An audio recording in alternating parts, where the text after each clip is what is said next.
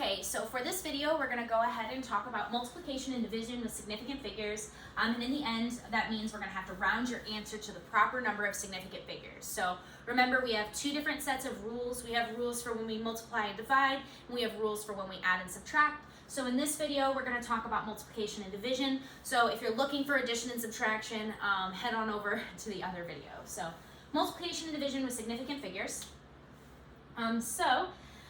We're going to go ahead, I'm going to work through two examples here, but there's one basic rule you have to remember. It's that when you're rounding your answer, we round to the lowest number of significant figures. Lowest number of sig figs in our original problem. So these two are going to serve as our examples, our original problems here, 1 and 2. So you look to your original problem to figure out how many significant figures your answer should have, and then we'll round it to that number. So first and foremost here, what I might do is if I'm working on this problem, the first thing I tend to do is just go ahead and slap at my calculator. So I might say 37.60 times 46. I'm going to type that in my calculator, and I get this big old long number, 1729.6, okay?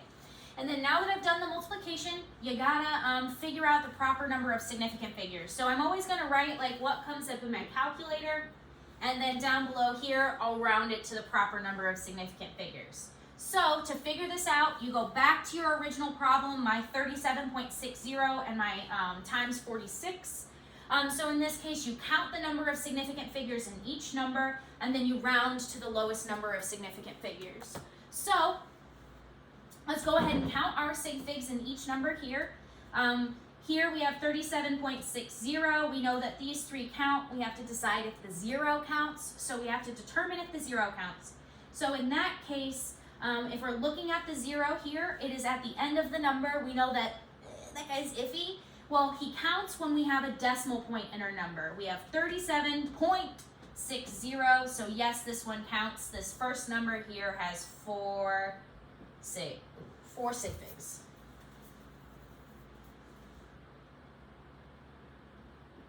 SF sig figs. Okay, and I multiplied that by 46. I've got 4 and a 6. Neither of those are 0, so I already know they count. So this number has 2 significant figures, okay? So in this case, we have to round our answer so that our answer has 2 significant figures. So if you round our answer so that we have 2 significant figures, what we have to do is this. We look at our number and we determine how many places we need to go where we have significant numbers. So in this case, again, the lower number wins out. Round to the lowest number of sig figs in your original problem. Our answer should have 2 significant figures, therefore. So we've got 1729.6 from our calculator. If we wanted to round it to 2 significant figures, that would be the 1 and the 7. So this is the number in question. And then we use this number to determine what happens to our 7. So if you have the number 1, 2, 3, 4, it keeps the 7 the same. If you see this number as 5, 6, 7, 8, or 9, it rounds the 7 up to an 8. So if I saw the number 5, 6, 7, 8, or 9 here, I would write an 8. However, because I see a 2, it keeps the 7 the same. So when I'm rounding, I write 1700 as my answer. So this number has 2 significant figures. There's no decimal point, so my trailing zeros don't count. I only have the 1 that counts and the 7 that counts.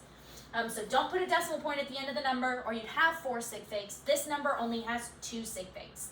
So I know this is uncomfortable and gross. I hate doing this too.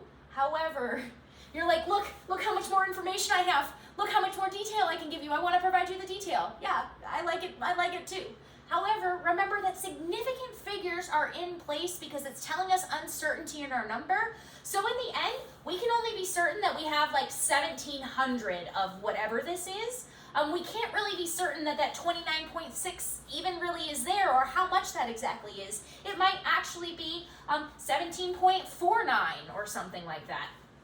We don't know because it's uncertain. So we have to make sure our answer represents the proper number of significant figures because of that certainty, regardless of the fact we were provided more detail in our answer. Okay? So, over here, let's go ahead and work through example number 2 to see how this one works. Okay? So if we're looking at example number 2 here, I'm going to do division. So multiplication and division share the same rule. Round to the lowest number of significant figures in your original problem, okay? So let's go ahead and do our division here and see what happens, all right? So I've got 126.0 divided by 8. I'm going to go ahead and type that into my calculator, and if I write out what I get in my calc, so what I'm going to get in my calculator is 15.75. So that's the number in my calculator there, okay? So that's the number in my calculator. However, I haven't determined if this has the proper number of sig figs. So I have to remember, I have to count the number of sig figs in each of these numbers, and then I'm going to round to the lowest number of significant figures that I see. So first and foremost, I'll look at the 126.0. I know the 1 counts, the 2 counts, the 6 counts. Again, trailing 0, we got to decide. 126.0. Decimal points there, the 0 counts. This number has 4 sig figs. 4 sig figs. So 4 sig figs, okay? If we look at the number 8, there's only 1 digit there. It's non-zero, so therefore it counts. So the bottom number here only has 1 sig fig. So even though it feels weird, we're gonna have to round our answer so that it only has 1 significant figure. So our answer is 15.75. If I'm counting from left to right, I can only have 1 significant figure, so I have to decide how I round my 1. So in this case, I have my 1, and it's followed by a 5, okay? So if I have a 5, remember 5, 6, 7, 8, and 9, round the 2 up, or round the 1 to a 2, it changes the 1 up to a 2. If this was 4, 3, 2, or 1, remember we do like we did over here where we kept 7 the same. But again, we see the 5, so the 5 makes the 1 go up to a 2.